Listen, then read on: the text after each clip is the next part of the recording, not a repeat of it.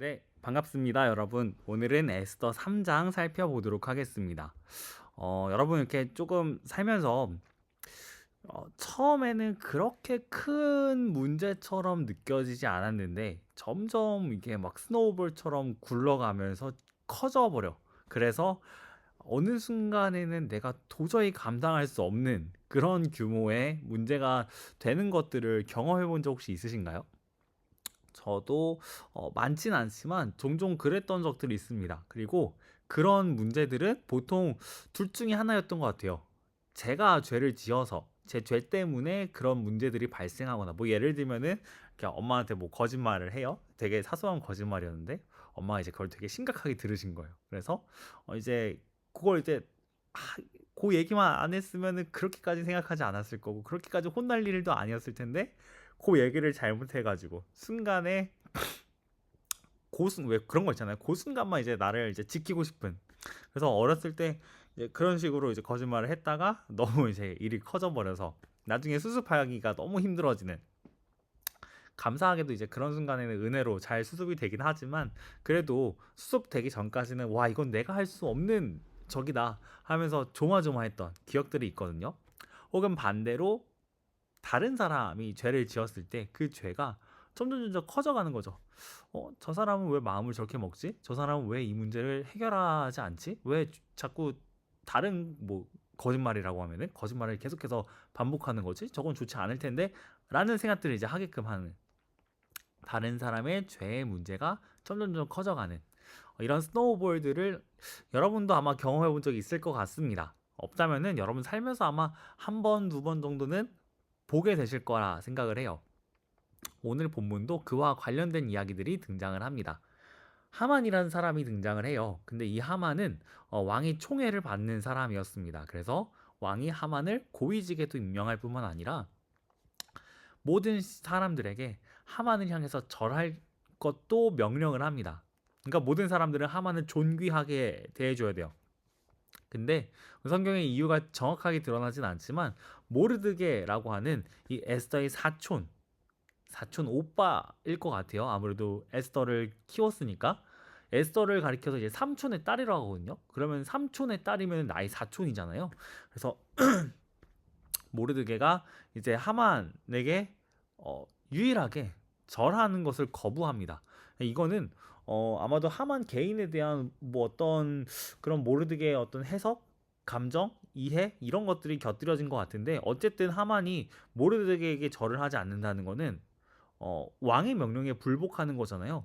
이건 되게 심각한 문제입니다. 근데 하만이 이 일 때문에 빡쳐요. 굉장히 열받아합니다. 그러면서 하만이 모든 유대인들도 죽이기로 결심을 합니다. 그러니까 홀로코스트를 생각하셔도 좋을 것 같아요. 지금 하만이 계획하고 있는 일은 그와 같은 것들입니다. 혹은 지금 중동에서 일어나고 있는 어떤 전쟁들, 혹은 러시아와 우크라이나 사이에 있는 어떤 전쟁들을 보면은 어, 상대방을 완전히 몰살시킬 각오들을 하면서 싸우는 듯한 느낌들이 들잖아요. 그리고 그걸 봤을 때 되게 잔인하다라는 것도 우리가 알잖아요. 그런 잔인한 어떤 분노, 상대방을 향한 혐오, 미움, 이런 것들이 이 하만 안에 가득해집니다. 근데 그 시작은 굉장히 큰 문제지만 사실 그렇게까지 분노하진 않아도 될, 모르드게 개인이 그에게 절하지 않았다라는 자존심이 상한 그 문제였던 거예요. 자존심이 상한 하만은 모르드게의 죄를 모르드게의 모든 동포들인 유다인들에게도 덮어씌워서 그들을 그냥 다 죽이려고 합니다. 그래서 왕에게 이 유다인들에 대한 어떤 모함을 해요. 그래서 왕이 그들을 죽일 수밖에 없도록 유도합니다. 그러자 이제 왕이 그의 말을 듣고 실제로 모든 사람, 그러니까 페르시아 안에 살고 있는 모든 유다인들을 죽이라는 조서를 내리는 거예요. 근데 이 조서가 내려졌을 때 사실 왕은 몰랐던 것 같아요. 그러니까 이 조서가 내려지면은 이제 새로 뽑은 왕후 에스더도 사실 유다인이잖아요. 에스더도 죽을 수밖에 없는 상황이거든요. 아마도 왕은 그 사실까지는 몰랐던 것 같습니다. 그러니까 이 일이 생각보다 굉장히 이제 크게 번져가고 있는 거예요. 하만 개인의 어떤 감정이 왕후를 죽여야 하는 명령까지 이어져 버린 거죠. 왕이 아직 이 사실을 모르지만 만약에 알게 되었을 때 그 일이 어떻게 될지는 이제 다음 주에 보시면은 잘 알 수 있습니다. 그리고 이 이야기는 에스더서는 사실 그렇게 긴 성경은 아니지만 굉장히 흥미진진한 내용들이 많이 담겨 있습니다. 그래서 우리가 다음 주 내용도 아마 재밌게 볼 수 있을 것 같은데 어쨌든 이 스노우볼처럼 계속해서 커져가는 죄의 문제들을 우리가 보게 돼요. 굉장히 짧은 장이지만 앞으로 이 문제들을 대체 어떻게 해결할 거지? 라는 고민들을 하게 합니다. 에스더는 어떻게 살아남지? 유다인들은 어떻게 살아남지? 이런 일들이 벌어졌을 때 하만이 과연 모든 진실을 알게 된 왕의 진노를 피할 수 있을까? 그러니까 무엇 하나도 사람의 힘으로 막아설 수 없는 것처럼 보여지는 거예요. 우리의 죄가 이와 같습니다. 처음에는 되게 작은 우리의 교만, 자존심, 사소한 질투 뭐 이런 걸로부터 시작이 되는데 근데 결국에 그게 가볍진 않아요. 점점 커져가면서 모든 걸 삼켜버립니다. 다른 사람들을 바라보는 나의 시선도 점점 죄되게 바꾸고요. 내 공동체를 대하는 나의 태도 방식들도 점점점 죄로 가득하게 해요.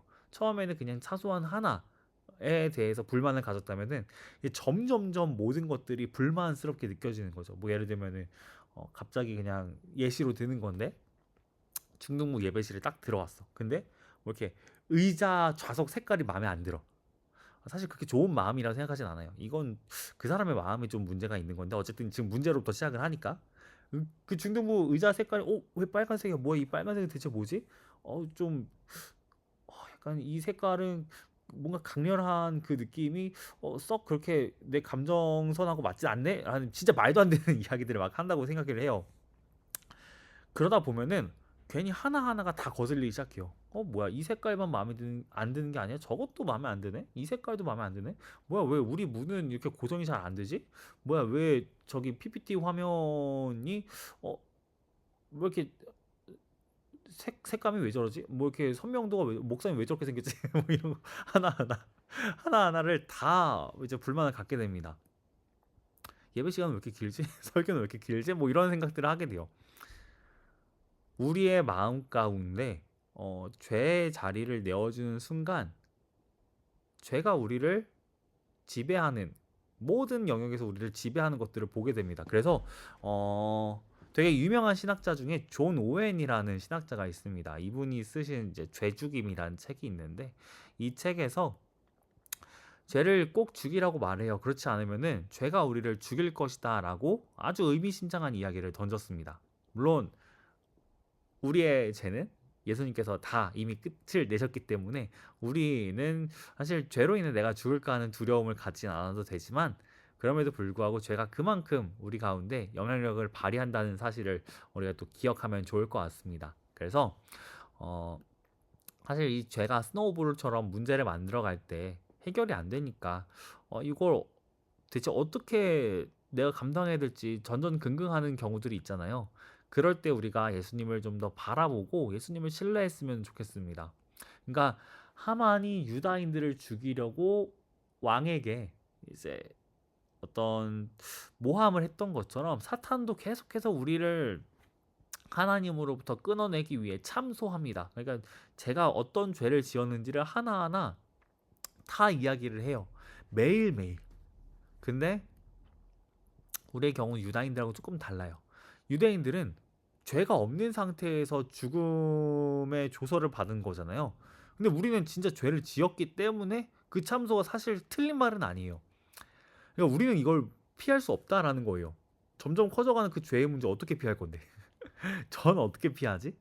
아무도 못 막아요. 근데 예수님께서는 우리를 너무너무 사랑하셔서 우리가 그렇게 되도록 내버려 두실 수가 없으셨습니다. 그래서 죽음의 그 조서에서 참소에서 우리의 이름을 지워주시고 자신이 대신 심판을 받으셨습니다. 그러니까 죄를 우리는 지었기 때문에 심판은 받아야 돼요. 근데 그걸 예수님이 대신 받아주신 거예요. 그럼 우리보다 조금 더 먼저 그 주님의 은혜, 사랑, 구원을 경험했던 사도 바울이 고린도전서라는 성경을 통해서 이렇게 말한 바가 있습니다. 사망아 너의 승리가 어디 있느냐? 사망아 내가 쏘는 것이 어디 있느냐? 그러니까 죽음이 죄가 우리를 죽일 듯이 괴롭힐지라도 죽지 않는다는 거죠. 예수님께서 우리를 구원하셨기 때문에. 만약에 저와 여러분이 잘못을 해서 그 문제가 너무너무 커졌어요. 걷잡을 수 없을 것 같아요. 죽을 것처럼 느껴져. 하지만 죽지 않을 거예요. 왜냐하면은 그것의 진짜 문제, 진짜 죄책은 예수님이 감당하셨기 때문입니다. 그러니까 우리가 이건 예시니까 그냥 예로만 들어주세요. 우리가 죽을 죄를 졌어요. 그러면은 우리는 죽지 않고 그보다 경한 수준의 심판을 받습니다. 근데 이 심판은 우리를 죽이려고 하는 심판이 아니라 우리가 다시 그 죄를 범하지 않도록 하시는 아버지의 훈계, 사랑의 매라고 여러분이 생각해 주시면 좋을 것 같아요. 진짜 받아야 될 것은 예수님이 받으셨기 때문에 우리가 죄를 지었을 때 우리는 그것보다 가벼운 형벌들을 받게 됩니다. 그리고 이것은 교훈적인 어떤 역할이라고 생각을 해주시면 좋을 것 같아요. 그래서 우리도 바울처럼 이렇게 말할 수 있어요. 진짜 힘겨운 문제들이 찾아올 때 내 죄든 너의 죄든 사망한 너의 승리가 어디 있느냐. 때때로는 강하게 얘기하시고요. 소리 지르면서 얘기하셔도 되고요. 때때로는 스윗하게 얘기하셔도 됩니다. 사망아, 너의 승리가 어디 있느냐. 약간 그 ASMR처럼 네가 쏘는 것이 어디 있느냐 라고 얘기를 하셔도 됩니다. 왜요? 아무 능력이 없거든.